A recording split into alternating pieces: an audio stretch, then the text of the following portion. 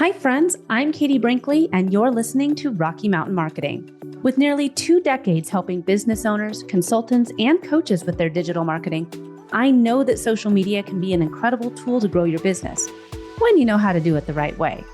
This week, I'm excited to sit down with my business bestie, Kendra Swells, as we dive into some of the insights of growing our own business and some of the struggles we've faced along the way.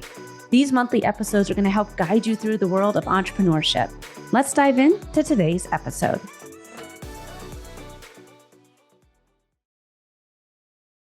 All right, guys, welcome back to our Business Besties monthly episodes. I'm Kendra Swells, and I'm here with my business bestie, Katie Brinkley. Hi, Katie. Hey, Kendra. And for those that are watching us on the YouTube or checking out any social media clips, I am wearing an amazing jersey in this episode because my lighting just would not work out unless I had this jersey on. So for those of you listening to the podcast, you're going to have to go check us out on YouTube and see this awesome jersey that I have. The magical jersey that, for whatever reason, has completely changed the lighting in your room. It has completely changed my lighting. But one of the things that I love about these episodes, Kendra, is it allows us to kind of showcase a little bit of our entrepreneur journey, some of the mistakes that we've made, some of the do-overs that we'd like to have, and some of the tricks and tips that we have found have helped us level up our businesses. So excited to join you on this month's Business Besties episode. Yeah, well, I'm even more excited because hopefully soon, in a few days, we'll get to do another one of these live together, which is super exciting. You're actually traveling here to Dallas. So I'm excited to see you in person, in real life, and not just through a screen. I know. And this is one of the things we've talked about this on past episodes about the connections that you can make online these days. I mean, I remember there was a time not too long ago that I was at a Colorado Avalanche game with my uncle, and there was something that said Zoom on the side of one of the hockey rink. He said, "What is Zoom?" And I was like, "Oh, it's for like video conferencing." And nowadays, everyone's heard of Zoom. Everyone's, like Skype kind of, but like all of these possibilities have happened because of the pandemic. People are more willing to make these connections through a screen and, become best friends with somebody that lives in an entire different state than you.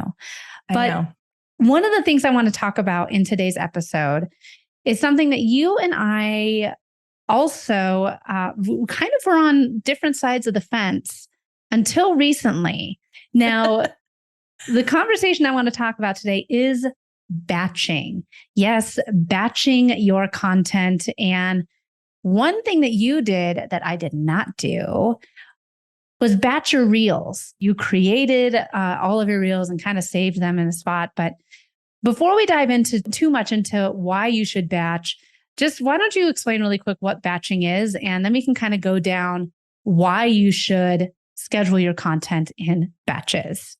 Yeah. So batching your content just means that you are creating a decent amount of content, a bulk of content all in one sitting. So instead of saying like, I'm going to create a social media post, one post a day, every single day, you maybe sit down on Monday and you create all your content for that week. And it's not just for social media. Like we'll talk a lot about social media batching today in this episode, but it can be done for email marketing, for blog content, video content, podcasting, like what we're doing today. Like you can batch content anywhere in your business that you're creating content.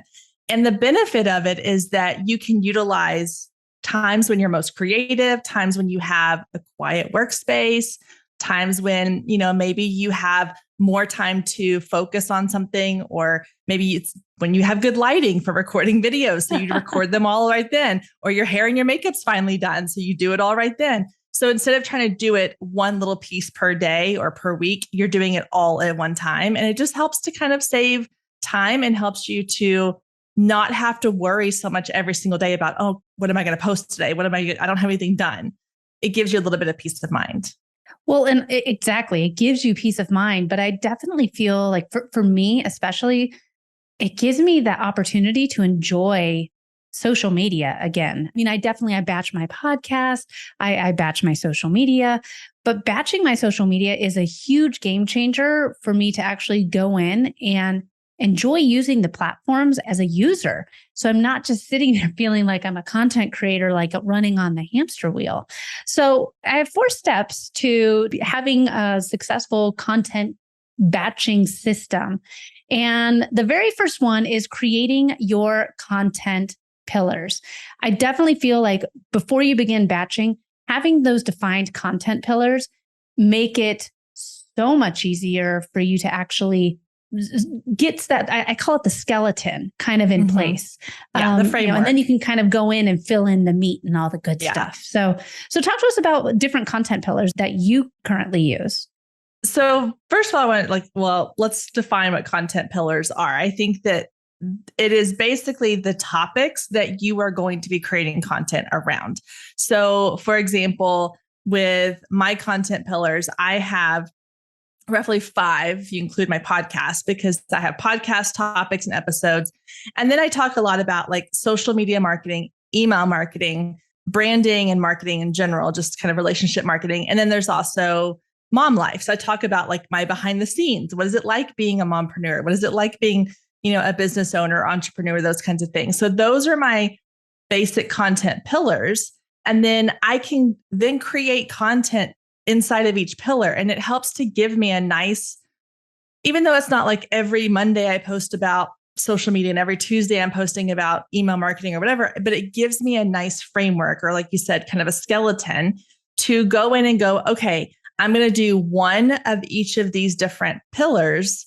And that way I know I'm going to have a good variety, a good mix of content.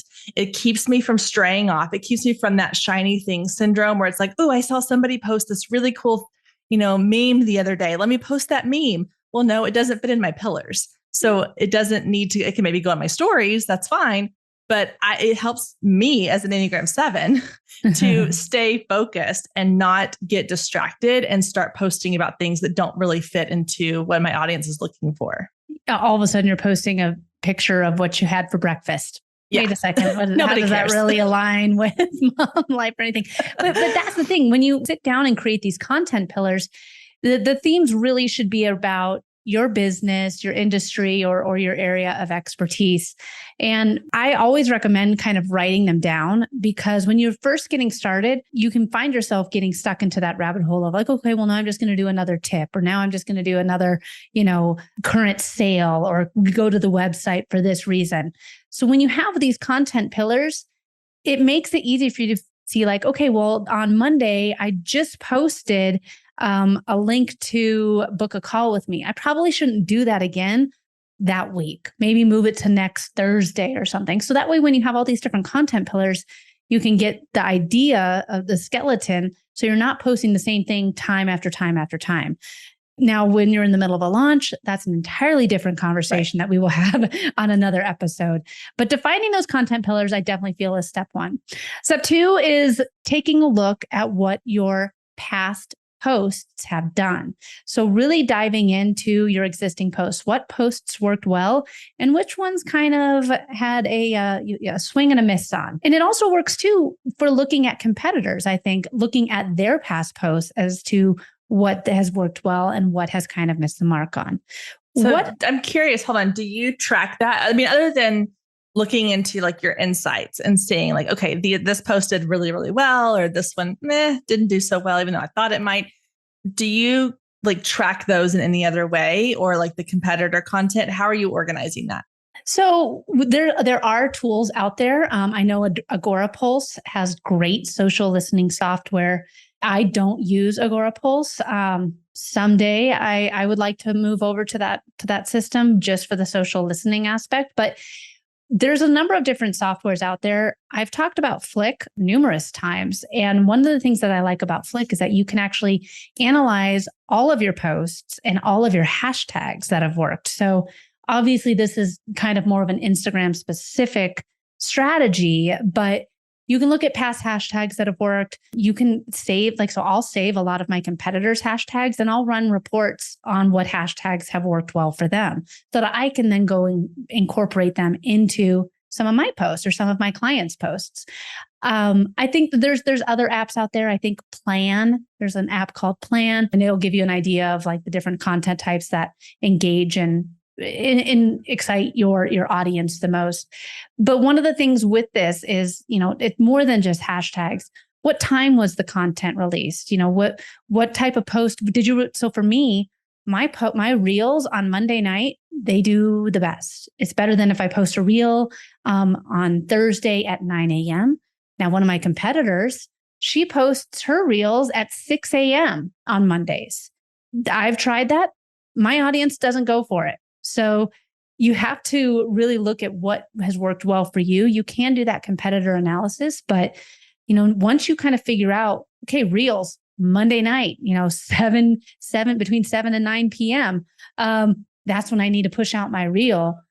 I'm not going to be posting a carousel post or a single image on those Monday nights. I know that reels are the best thing to use. So looking at what worked well in the past, and I mean, you can still go back and look like, was it a video? Was it a graphic? Was it a carousel? And kind of tweak your content based on that. But again, like Kendra, you do a ton of reels. So, I mean, I would be looking at, okay, this reel got 10,000 views at Tuesday at 3 p.m. This reel was at 1 p.m. on Tuesday and it kind of tanked. Was it the audio? Was it the hashtags? And that's where you can kind of do that direct analysis of looking at, okay, I'm going to use the exact same hashtags that I used for the 1 p.m. reel, post this reel at 3 p.m. and see what happens. And you can kind of base it, do that comparison off of that. It kind of sounds like a lot, but really it's only 1 month of really diving into the analytics. Well, and this is where I think it's fun because it becomes a little bit of like a puzzle to solve, is like the example you gave of, okay, you post a reel at, would you say 3 p.m. on a Tuesday and it does really well, but you posted one the following week at 1 p.m. because maybe you were not available at 3 p.m. to engage or whatever, and it tanks. You could easily say, okay, it was the timing, but there's so many other factors. It's the content, it's the audio, it's the caption, it's, did you share it to stories? Did you not? There's so many different factors that it's kind of fun to play with. And this is another thing that I like to do is I like to go back through my old content. Like you were saying, like go back and look at what's done well. But then sometimes I'll take the ones that either did well or even the ones that didn't do well. And I'm like, well, maybe if I present it in a different way. And so if I take something that was maybe just a static image post and I'm like, this had a really good message to it, but it just didn't get a whole lot of reach. And then I will use that same idea, but in a different format, whether it's a carousel or a reel or something like that. And so just because something didn't perform well, I don't want you to throw the baby out with the bathwater. I want you to also look and go, okay, what parts of this do I still think my audience needs? And just how can I tweak a few things so that maybe it gets the love that it really deserves? For sure. And I think, this is where having, somebody on your team that's really looking at the insights for your social media can make a difference, because it's obviously I work in social media, but at the same time, I think that when you're just pushing out content after content, you're like, I'm not getting any leads. Well, why? Because is it what you're pushing out? Is it because you're not posting at the right time? Are you always posting links to, just work with you? Are you not giving any value? So you really need to have those content pillars figured out. You really need to look at, what is working. Look at your past posts and see what worked, what really worked, and what kind of, again, you swung on and missed. Yeah. Step 3, brainstorming your post topic. So once you have your content pillars established and you've looked at your previous posts, I'd always like to go in and think of fresh content ideas. So I have it on my notes of my phone. So a lot of times I'll be watching different Instagram, we're scrolling through the Instagram feed or scrolling through a TikTok or LinkedIn posts. I do a lot of reading. There's a lot of different newsletters that I subscribe to, and I'll write all those down in my notes. And anything from the latest Instagram update, okay, should I try and do a trending audio and talk about the latest Instagram update? Or, should I try and write a blog post or do a podcast about, this Instagram update? Is it enough that it needs that, that robust of a conversation created about it? So I think that when you look at what's happening and there's a number of tools out there. I like Answer the Public. Sometimes like I'll go to answerthepublic.com and I'll just type in like latest Instagram update, and it'll give me what all the search terms are, the most common search terms for that exact keyword phrase. From there, I can just go in and be like, okay, so people are really asking, why did Instagram do another update? Okay, that's going to be my header for this next, social media post. Yeah. This is one of my favorite parts of like content creation is the like curating things. And so I use a program called Asana where I organize all of my content pillars. And what I'm doing is I'm constantly adding to those pillars when I see ideas. Like you said, you were using the Notes app on your phone. So it's the same concept. I'm just putting them into a different platform. And so I loved what you said earlier. I wrote it down, the phrase social listening. I think that is such an important thing because it's one thing for us to sit down and go, okay, what do I want to talk about this week on my Instagram or on my podcast? But if you're constantly listening and looking for what are people actually asking for, then you are then able to create content that makes them go, oh, I was just thinking that. Like, why is Instagram adding this update? Like I had that question in my head and Katie wrote an article about it. Like it's perfect. And so I think making sure you always kind of have your thumb on the pulse. And one thing I like to do is I Answer the Public. I like a lot too. I tend to forget to go there just because it's one more like place to go. But I spend a lot of my time in Instagram in the explore page. So I'll go in and I will type in like a topic and it'll basically like a Google search, but inside of Instagram. And it will bring up content that people have created around that topic. And I'll use that as inspiration. And then I also like to go into some of the larger accounts that I follow and not even their content, but I go into the comments of what other people are saying about the content they're posting, because that's where the audience is, that's where the people are. And that's where you'll have people that are like, why are we doing this? We don't need an update. I really want an update on X, Y, or Z. Like, I wish they would, get rid of 60-second stories. I don't like them. I want 15-second stories, whatever. So I want to hear what are the people saying, not just what are the experts putting out there that I can then replicate, but what is it that the audience is really wanting? And then I use that to create ideas and I just keep them in like a running list under each of my pillars. And that way, when it's time for me to batch, I'm like, oh yeah, I have like these 12 ideas under social media marketing that I can then turn into content. Yeah. And I think that too, we're talking about batching your content. And I think that some people might be like, man, this is a lot. But once you kind of get into this system, it makes it a lot easier for you to never run out of ideas. You're never stuck posting a random picture of your dog again or what you had for lunch. Everything makes sense. And every time this is where you don't need to post every single day, because every time you show up, you're answering someone's question. You're solving their problem. It's talking about your business, how to work with you. So when you go in strategically, you have this batched content. You can always make sure that you're staying, with your finger on the latest trend. It makes it so that you can, again, have that freedom back with the rest of your business. You're not going to be turning into a social media influencer or a content creator. So and I will say, sorry, I didn't mean to cut you off.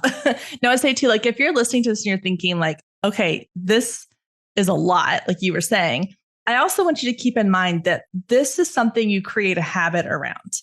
It's not something that like you just wake up tomorrow and all of a sudden you are in this habit of looking for content ideas. You have to create this habit to where like now, like you and I, Katie, like it's kind of second nature. Like we know that when something pops up on our feed or we see a news article or we see an email come through, we're kind of always scanning for ideas. But I had to train myself to look for those. And so if you're new to this and you're thinking, okay, I want to get to the point where I have all these ideas kind of saved up, then do little steps to create that habit. Go into your Instagram with the intention of for 10 minutes a day, I'm going to look for content ideas or start saving emails in your inbox and make it a habit. And then eventually, down the line, it'll all be second nature. And this won't even be something you even like consciously realize you're doing. Yeah. And I think that too, using a scheduler is a great tool to help you batch your content. The listeners of the Rocky Mountain Marketing Podcast know I'm a huge fan of Loomly. It is a great tool. You have converted me. I've converted Miss Kendra. But I mean, like if you don't want to use something like Loomly, there's other apps out there. There's Later. If you want to check out Flick that I was just talking about earlier for the hashtag research and analysis, they also have a built-in scheduler. So if you don't want to be paying for two different softwares and you're like, well, I really like what you guys were saying about, analyzing your posts, I'm going to go check out Flick. You can use Flick to also schedule your posts. And I have a link for that on my website under favorite tools. If you guys are ever interested in anything that we talk about, I always try to add it onto the website. And we'll add it here in the notes to the podcast. But those are the first three steps, and we're going to get to step 4 here in just now. So using that scheduler is not step 4, but I think it will make things much easier. Step 4 is actually writing the captions, and this can be the hardest part. I think not all the stuff we talked about before, not the brainstorming, not the content pillars. Really, the content pillars, once you have those figured out, is basically done for a very extended period of time until you maybe decide to change your business up a bit. But content pillars are basically, once you set it, you can forget it. Brainstorming and looking at analytics, that's kind of something that you can check in on like once a month, see what's working, what's not working, and actually brainstorming new ideas. That's something that you always should be doing. Like Kendra said, you can go in for 10 minutes a day while you're engaging and be like, okay, this is what other people are doing. I'm just going to save it to my notes. Number 4 is actually writing the captions. So now that you have all these great ideas for new content, it's really time to start writing good captions. And the most important part that I think, if you don't write anything else in your Instagram, LinkedIn, Facebook, whatever social media platform of your choices, if you write nothing else in here, you need to have a hook. It's that first line that stops the scroll and it draws your audience's attention in to make them stop scrolling. So you want to use words and writing styles that will compel them to click see more. Those 3 little dots and see more.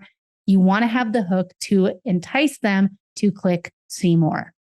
Well, and I think you gave a perfect example of a hook a minute ago with your title of like, why did Instagram create another update? Or why did Instagram feel like we wanted another update? Like anything that kind of piques interest or curiosity, or that is like, another good one is like 3 tips to do blank, or 3 ways to solve X, Y, or Z. Like anything that you are doing that's going to make people go, ooh, I want to know like 3 tips. That's great. I always like quick, easy tips. Or yeah, why does Instagram keep updating this? Like I want to find out. So maybe she knows the answer. So again, you have to kind of get into the mind of your audience and go, what is going to get them excited enough to click those 3 dots or to click that read more? Because even on Instagram, you only get like a couple, like that 1 line, and then they have to click to see the rest.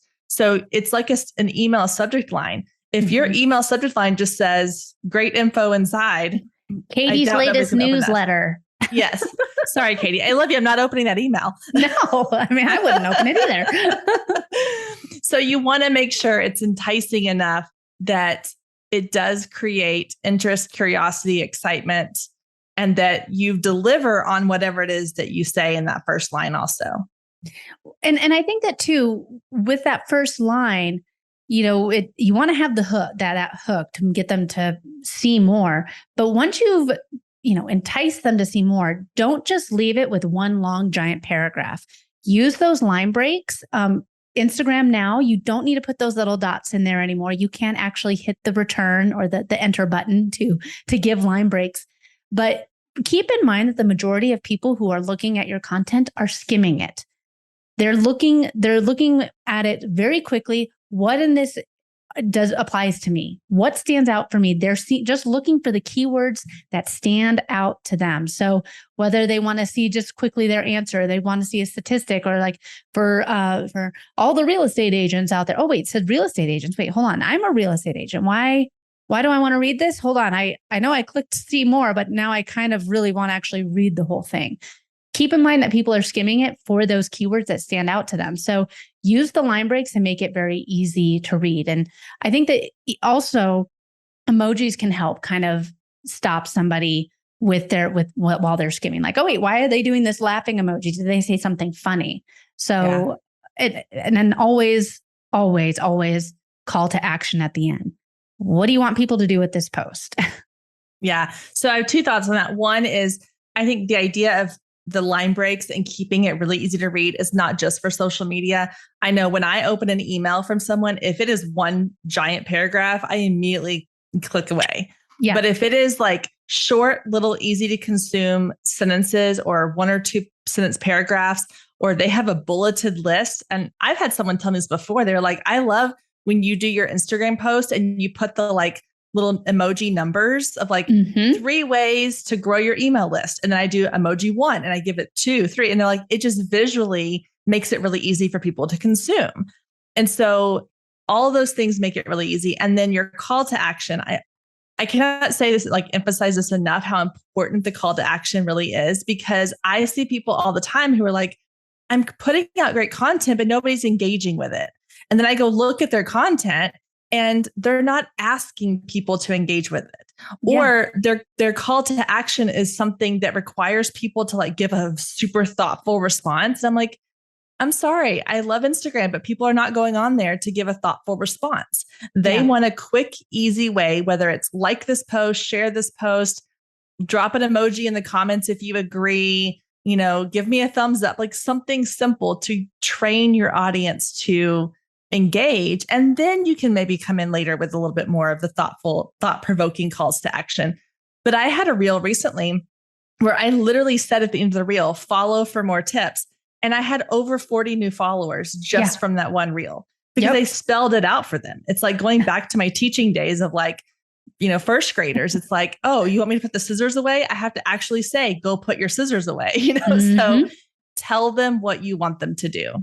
Yeah. And I think that too, like this is one of the things where I will have different posts go out and I will say like, save this post for later, share this with somebody that needs a subtle reminder or that could use this reminder, comment below if you've ever blank, blank, blank. I mean, like exactly with what you said, don't try and tell them to do all the like comment and save. Don't tell them to do too many things.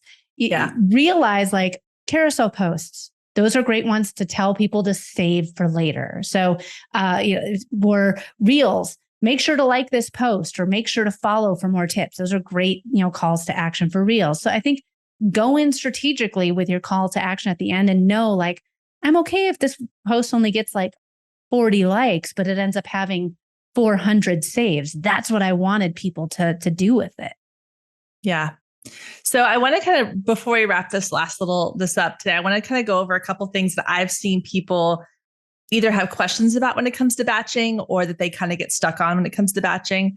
So one is, especially when it comes to recording video, the idea of batching is just keep it simple. Like set your phone up somewhere, make sure you have an idea of what it is you're going to work on in that period. So if you're recording something, if you're recording reels or maybe YouTube videos, like have a list going in of these are the 5 videos I want to make sure I get done in this sitting. And then know going into it what it is you want to do for each one. So you're not sitting there for half an hour going, oh yeah, there was this audio I wanted to use and I don't remember how they used it. Have all of that done and ready to go. Yep. And then the other thing is I see this question asked a lot with reels is if you're using trending audios and you batch record your audios or your reels, then what happens if by the time you get ready to share that reel, the audio is not trending anymore? So what I usually say to that is one, right now, at the time of this recording, now this could all change tomorrow, who knows? But at the time of this recording, Instagram has even said that they are really kind of emphasizing original audio. So I don't worry. And even if something is trending 2 weeks ago and I hop on the trend 2 weeks later, it doesn't bother me. Like I'm not someone who is so concerned with trends. And I encourage people not to focus too much on trends and focus more on just getting the content that your audience is going to want. And that it doesn't matter if it's something valuable and the trend is already over or, past its prime, but it's valuable, your audience is still going to want to engage with it. So don't let that be something that stops you. So going into it with a plan and then not worrying about, when this goes out in 2 weeks, is it still going to be trending? Because as long as it's value-based, it's fine. Well, and with what you said too, Kendra, I mean, with original audio, it actually is making things easier for us to batch our content, because then we don't have to worry about constantly being on there and looking for that trending audio. So this is where, like, in my, social media scheduler, I have in there, all of my reels with me talking or my original audio. They are set, ready to go. I have the captions written and everything. But then I have in there too, like once a week, trending audio, reel with trending audio, which is the one I posted recently with the little like typing thing. But that was a trending audio. So I already knew, like, going into the day, I'm going to be looking for some trending audio, and I'm going to create a post about it. But I knew that that's how I was going to be spending my social media time for the day. And I could spend that time creating an original reel or a new reel with trending audio, because everything else was already batched for the rest of the week. So I think that using a social media scheduler is one of the best tools that you can have, no matter if it's you doing your social media, an assistant, if you have a marketing team. Implementing one of those helps take away so much of the overwhelm and can help you really take away some of the headaches that can come with social media and thinking about, well, what the heck am I going to post today?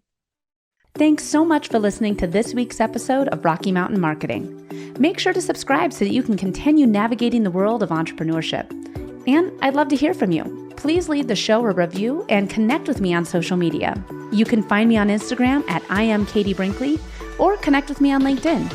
And if you're ready to start making some sales on social media, be sure to grab my free guide to selling in the DMs without being spammy. You can get that at katiebrinkley.com. Let's keep taking your marketing to all new heights.